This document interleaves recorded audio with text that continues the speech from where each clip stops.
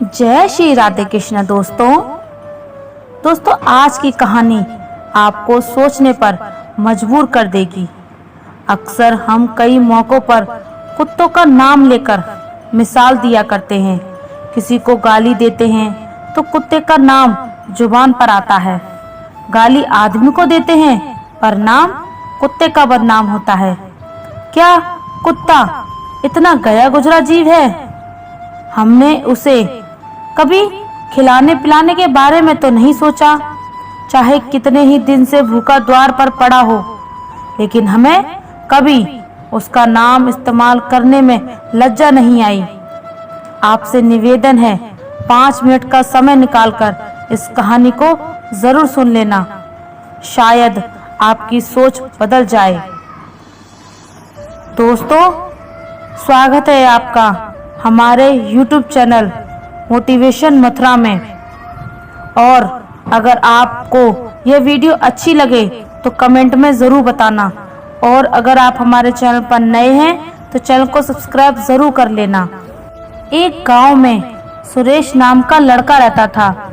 वह बहुत ही परेशान था। उसे कुछ भी समझ नहीं आ रहा था कि उसे क्या करना चाहिए। तभी उसके एक दोस्त ने बताया कि पास वाले गांव में एक महात्मा आए हुए हैं। वो बहुत ही ज्ञानी और सुलझे हुए हैं। तुम उनसे जाकर मिलो, वो तुम्हारी परेशानी जरूर सुनेंगे। अगले दिन सुरेश उस महात्मा से मिलने के लिए निकल गया। वह पहुंचकर सुरेश ने देखा कि वह महात्मा अपने आश्रम में कुछ लोगों को उपदेश दे रहे थे। तभी सुरेश ने महात्मा को प्रणाम किया और कहा, गुरुदेव, मेरे मन में प्रश्न उठ रहा है। मैं बिना संकोच होकर आपको बता रहा हूँ। फिर गुरुजी कहते हैं, बताओ आपके मन में वह कौन सा प्रश्न उठ रहा है। तब सुरेश ने कहा, गुरुदेव, मैं ये जानना चाहता हूँ कि कुत्ते को एक टुकड़ा रोटी खिलाने से मनुष्य को कौन सा फल मिलता है। तभी महात्मा ने बताया, अगर मनुष्य कुत्ते को रोटी खिलाने के 8 फायदे जान जाए तो कभी दुखी नहीं होगा।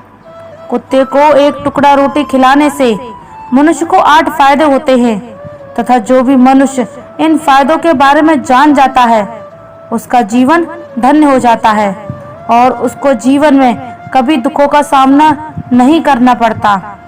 जो भी मनुष्य पृथ्वी लोक पर कुत्ते को एक टुकड़ा रोटी खिलाता है उसे 8 फायदे होते हैं और वह जीवन भर सुखी रहता है और उसे मृत्यु के बाद मोक्ष की प्राप्ति होती है। महात्मा ने कहा, तुम्हें एक कहानी सुनाता हूँ, ध्यान से सुनना, फिर तुम्हें सब पता चल जाएगा। एक समय की बात है, एक काले रंग का कुत्ता था। वह बहुत ही लाचार था और भूखा प्यासा था। वह गांव में सभी के घर जाता, परंतु उसे कोई भी व्यक्ति रोटी का एक टुकड़ा भी नहीं देता। वह भूख के मारे इधर उधर घूमता रहता। एक दिन वह गांव के बाहर नदी के किनारे एक ऋषि के आश्रम पर पहुंच गया और ऋषि से कहने लगा, हे मुनिवर, मुझे लगता है आप बहुत ही विद्वान तथा ज्ञानी हैं, इसलिए मैं भूखा प्यासा आपके पास आया हूँ। कृपया करके आप मुझे एक टुकड़ा रोटी दे दीजिए, जिसे मैं खाकर अपनी भूख को शांत कर लूं। तभी वह ऋषि कहते हैं, क्या तुम्हें गांव में एक टुकड़ा रोटी किसी ने नहीं दिया जिसे तुम खाकर अपनी भूख मिटा सको? वह कुत्ता ऋषि से कहता है, हे मुनिवर, मैं आपको क्या बताऊं, आप मेरी बातों पर विश्वास नहीं करेंगे। तभी वह ऋषि कहते हैं, तो बताओ, तुम्हारी बातों पर मैं विश्वास अवश्य करूंगा। मुझे तुम बहुत ही लाचार दिखाई पड़ते हो। तभी वह कुत्ता कहता है, ठीक है मुनिवर, मैं आपको अपनी बीती बताता हूँ। कुत्ता ऋषि से कहता है, हे मुनिवर, दुनिया के लोगों पर हम रहम करो। हमारा कोई घर नहीं होता, कोई आसरा नहीं होता, कमाकर खाना हमें नहीं आता, हमें वस्त्र भी पहनने का ज्ञान नहीं है, इसलिए सर्दी, गर्मी और बरसात में हम ऐसे ही घूमते रहते हैं।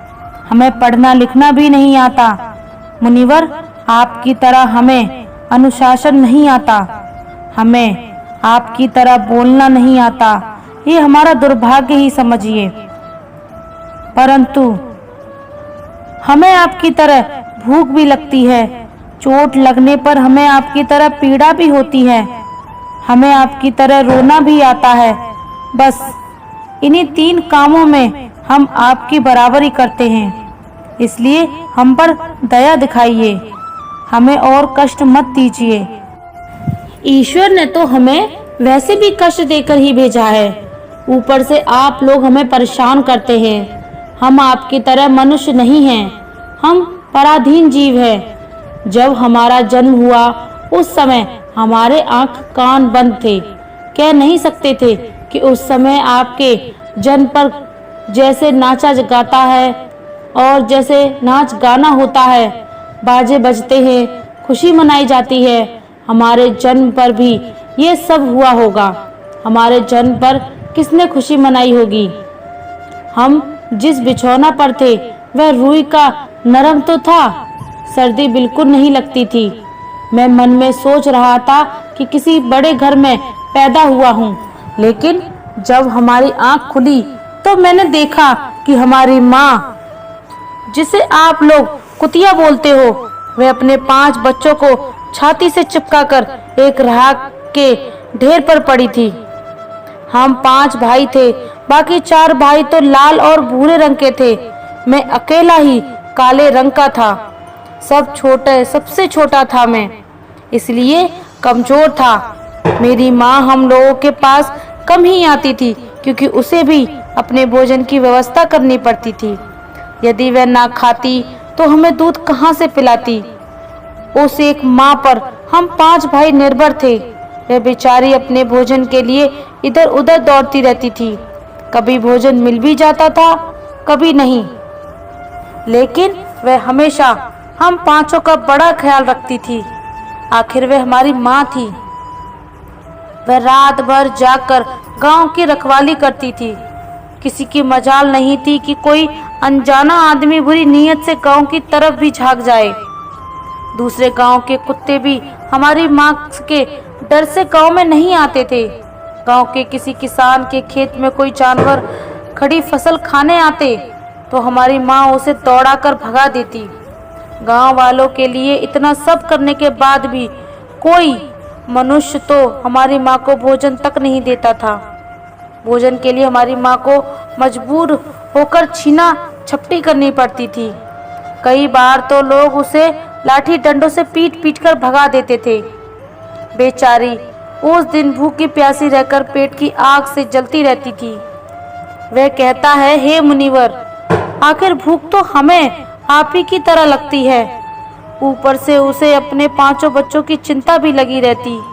आखिर माँ जो थी, भूख उसे चैन से बैठने नहीं देती थी और गांव वालों का भी उसे देखकर हृदय नहीं पसीजता था। तो बेबस होकर उन लोगों के घरों में चोरी से घूम पड़ता था और खाने की कोई चीज मिल जाती तो उसे खाकर अपने पेट की आग बुझा लेती थी। कई बार तो लोग उसे खाने की वस्तु ले देते थे, देखते तो लाठी डंडे लेकर उसके पीछे पड़ जाते। कुछ निर्दय लोग तो कई बार उसे घर के अंदर बंद करके पीटते थे, हमारी माँ का बुरा हाल कर देते थे। फिर वह कुत्ता ऋषि से कहता है, हे मुनिवर, हमारी माँ ने क्या बिगाड़ा था? उसने सिर्फ अपने पेट के लिए भोजन ही तो चुराया था। चोरी करने का हमें कोई शौक नहीं है, पर पापी पेट हमें ये सब करने के लिए मजबूर कर देता है।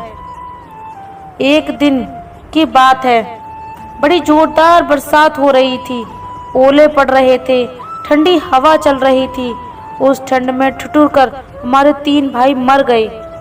उस दिन हमारी माँ बहुत रोई थी, लेकिन मनुष्य हमारी पीड़ा को नहीं समझा, क्योंकि उसके बच्चे थोड़े ही मरे थे। फिर वह कुत्ता कहता है, हे मुनिवर, अब हम सिर्फ 2 भाई रह गए थे। हमारी माँ हम दोनों की अच्छे से देखभाल करने लगी। फिर एक दिन उसी गांव में एक सेठ के घर पर दावत चल रही थी और अनेक प्रकार की मिठाइयाँ बन रही थीं। सेठ जी के घर काफ़ी मेहमान आए हुए थे। हमारी माँ कुछ खाने की तलाश में बार बार उधर जाती, लेकिन लोग उसे दुत्कार कर भगा देते थे। किसी को उस पर इतना भी तरस नहीं आया कि एक रोटी उस बेचारे को खाने को फेंक दे। एक रोटी से उनका क्या बिगड़ जाता। मेरी माँ बार बार जाती और वहीं खड़ी देखती रहती। सेठ जी के आंगन में दावत खाने का सिलसिला चालू हुआ। भोजन परोसा जाने लगा। मेरी माँ भी वहीं जाकर पूछ हिलाने लगी। खाना परोसने वाला आदमी जब किसी काम से भीतर गया तो मेरी माँ दबे पांव रोटी लेने के लिए चल पड़ी। फिर दूसरे आदमी ने मेरी माँ को जाते हुए देख लिया तो चारों ओर से लोग चिल्ला चिल्ला कर उसकी तरफ भागे। मेरी माँ उनकी चीख सुनकर घबरा गई। 2-3 आदमी लाठी लेकर उसके पीछे बड़े बेरहमी से दौड़े। मेरी माँ वहां से घबराकर भागने लगी, परंतु उसे वहां से निकलने का कोई रास्ता नहीं मिला, क्योंकि सामने से लोग लाठी डंडे लेकर आ रहे थे। तभी मेरी माँ वहां पर जो लोग भोजन कर रहे थे उनको लांग कर निकल गई। आगे वह कुत्ता कहता है, हे मुनिवर, मेरी माँ अपने निकलने पर इतनी हैरान नहीं थी जितनी कि उन लोगों को देखकर हुई थी जो वहां पर दावत खा रहे थे। वहां सब उठकर खड़े हो गए। उन्होंने भोजन करना छोड़ दिया और कहने लगे कि कुतिया के लांग जाने से भोजन भ्रष्ट हो गया है। सब एक दूसरे से विचार विमर्श करने लगे कि अब क्या किया जाए, खाना तो सब खराब हो गया है। फिर सेठ जी फूट फूट कर रोने लगे। कुछ लोग तो ये भी कह रहे थे कि भाई कुतिया ने लांगाई तो है, भोजन खराब कैसे हो गया। उसने खाने में या तो पतलों में मुंह नहीं डाला, सिर्फ ऊपर से लांग कर ही तो गई है। और कहने लगे, शहरों में तो लोग कुत्ते को पालकर घर के अंदर सुलाते भी हैं और खिलाते भी हैं, तो इसमें कोई बुरी बात नहीं है। अगर कुतिया लांग कर गई है तो भोजन खराब नहीं हुआ है। लेकिन उनमें से कुछ लोग बड़े घरों से ताल्लुक रखते थे, उन्होंने एक भी नहीं चलने दी। कह रहे थे कि भोजन तो भ्रष्ट हो गया है, ये हमारे खाने के लायक नहीं है। आखिरकार उन्हीं की बात मानी गई। अब तो वह सारा भोजन गरीबों में बांट दिया गया। उस दिन तो मेरी माँ को खूब पेट भर के खाना मिला था। ऐसा सुख उसने जीवन में कभी नहीं पाया था, लेकिन वह सुख उसके लिए बड़ी मुसीबत बन गया। वह भोजन करके वहां आराम से लेटी ही थी, उतने में वह सेठ डंडा लेकर वहां पहुंच गया और उसे बुरी तरह से पीटने लगा। उसे वहां से भगाने का भी कोई अवसर नहीं मिला। डंडों की चोट से वह बुरी तरह से चिल्लाने लगी। माँ का विलाप सुनकर पत्थर भी पिघल जाता है, पर उस निर्दय को उस पर जरा भी रहम नहीं आया। वह उसे कठोरतापूर्वक पीटता रहा। माँ का वह सौ पूरे गांव में सुनाई दे रहा था। तब कुछ लोग आए और उसे समझाते हुए बोले, सेठ जी जाने दो, भूख में तो आदमी की भी बुद्धि भ्रष्ट हो जाती है। ये तो एक पशु है, इसे अच्छे बुरे का क्या ज्ञान। अब इसे मारकर आपको क्या मिलेगा, जो होना था सो हो गया। लोगों के समझाने के बाद उसने हमारी माँ को पीटना बंद किया। फिर बड़ी मुश्किल हालात में वे हमारे पास आई। माँ ने आकर सारी कहानी हम दोनों भाइयों को सुनाई। हमने सोचा कि कितना कष्ट भरा है हम कुत्तों का जीवन। आदमी एक रोटी के टुकड़े के बदले एक चोर की जितना पीटता है। बेकार है ऐसे लोग जो हम लोगों को पीड़ा को नहीं समझते। वह कुत्ता कहता है, हे मुनिवर, एक दिन की बात है, उसी गांव के बाहर एक ब्राह्मण आकर ठहरा हुआ था। उसने अपने भोजन के लिए एक जगह चूल्हा बनाया और उस पर दाल बनने के लिए रख दी। उसके बाद आटा गोद कर रख दिया। वह वहीं पास के कुएं पर पानी लेने का चला गया। इधर कहीं से मेरी माँ भी घूमती हुई आई और उसने आटे को देखा तो सोचने लगी कि शायद इस आटे का कोई मालिक नहीं है। यही सोचकर वह उस आटे को खाने लगी। उधर उस ब्राह्मण ने कुएं के पास से देखा कि उसका आटा एक कुतिया खा रही है, तो वह बड़ा दुखी हुआ। वह बेचारा रोने लगा, क्योंकि वह भी तो 2 दिन से भूखा और थका हुआ था। कुछ लोगों ने उसे कहा, अरे ब्राह्मण देवता, इस कुतिया ने तुम्हारा भी आटा बिगाड़ दिया। कल तो इसने सेठ जी की पूरी रसोई बिगाड़ दी थी। ब्राह्मण दुखी होता हुआ बोला, भाई मुझे क्या मालूम था ये दुष्ट कुतिया मेरे आटे के खाने को लात मार देगी। ब्राह्मण ने न आओ देखा न ताओ, लाठी लेकर उस कुतिया के ऊपर टूट पड़ा। माँ उस आटे को ठीक से खा भी नहीं पाई थी, पर उससे ज्यादा कि उस पर लाठी बरस गई। महीनों तक मेरी माँ लड़खड़ाते हुए घूमती रही। जब उस दिन समझ में आया कि आदमी कितना खुदगर्ज है, हम उसका कोई भी कार्य करते हैं तो भी वह हमें नहीं समझता। आगे वह कुत्ता कहता है, हे मुनिवर, हमारी कमी ये है कि हम उन्हीं मतलबी इंसानों के अधीन रहना पसंद करते हैं, जो हमें कष्ट देता है, जो हमें प्यार से खिलाता है। हम उसके कितने काम आते हैं, ये नहीं पता। उनके घर की रखवाली तो करते ही हैं, साथ ही साथ और भी बहुत सारे लाभ हैं जिन्हें मनुष्य नहीं जानता। महात्मा ने कहा, यदि मनुष्य कुत्ते को रोटी खिलाने के फायदे जान ले तो उसके जीवन में होने वाली नुकसान से बच सकता है। आज मैं आपको बताएंगे कि कुत्ते को रोटी खिलाने के 8 फायदे। मनुष्य को पता नहीं है कि जब भी घर में रोटी बनाई जाती है तो सबसे पहली रोटी गौ माता की होती है और पिछली रोटी कुत्ते की होती है। महात्मा ने कहा, ऐसा ही विधान भगवान ने बनाया था, लेकिन भगवान के बनाए उस विधान को भूलकर मनुष्य अगली और पिछली रोटी स्वयं ही खा जाता है। इसका दुष्प्रभाव उसके जीवन पर पड़ता है। कुत्ता वह प्राणी है जिसको रोटी खिलाने से मनुष्य के जीवन में पड़ने वाले ग्रहों के दोष भी दूर हो जाते हैं। महात्मा ने कहा, कुत्ते को रोटी खिलाने का पहला फायदा, कुत्ते को रोटी खिलाने के क्षण का नकारात्मक प्रभाव कम होता है। ग्रह जब आपकी कुदृष्टि डालता है तो हर मनुष्य बर्बाद हो जाता है। जिस व्यक्ति पर उनकी महादशा का आरंभ हो जाता है तो बने बनाए काम अपने आप बिगड़ने लगते हैं और वह मनुष्य आर्थिक तंगी का शिकार हो जाता है। उस स्थिति में व्यक्ति यदि कुत्ते को रोटी खिलाता है तो उस पर शनि का दुष्प्रभाव बहुत ही कम होता है। कुत्ते को रोटी खिलाने का दूसरा फायदा, कुत्ते को रोटी खिलाने के भाग्य आपके पक्ष में हो जाता है। आपके घर के अंदर नकारात्मक शक्ति नष्ट हो जाती है। कुत्ते को रोटी खिलाने का तीसरा फायदा, कुत्ते को रोटी खिलाने से माता लक्ष्मी प्रसन्न हो जाती हैं और आपके घर में धन दौलत की कभी कमी नहीं रहती। कुत्ते को रोटी खिलाने का चौथा फायदा, कुत्ते को रोटी खिलाने से आपके ऊपर कर्ज नहीं चढ़ता और जो पहले से आप कर्जदार है उससे भी मुक्ति मिल जाती है। कुत्ते को रोटी खिलाने का पांचवा फायदा, कुत्ते को सुबह शाम भोजन देने से आपका व्यापार बहुत अच्छे से चलता है। कुत्ते को रोटी खिलाने का छठा फायदा, कुत्ते को रोटी देने से आपकी आयु में वृद्धि होती है और अटका हुआ धन वापस मिल जाता है। कुत्ते को रोटी खिलाने का सातवां फायदा, कुत्ते को रोटी देने से हमेशा आपका स्वास्थ्य अच्छा बना रहता है और मानसिक रूप से आप मजबूत रहते हैं।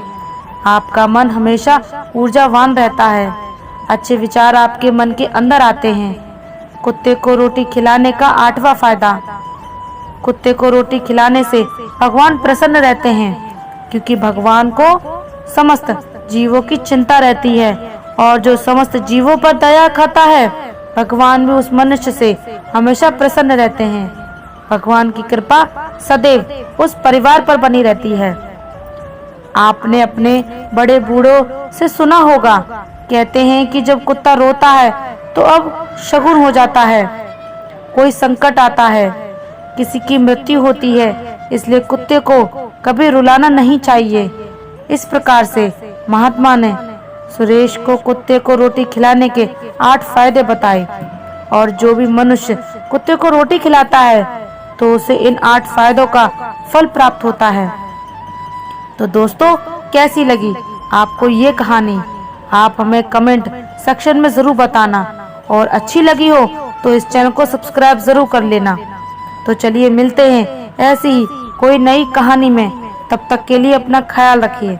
धन्यवाद। जय श्री राधे कृष्ण।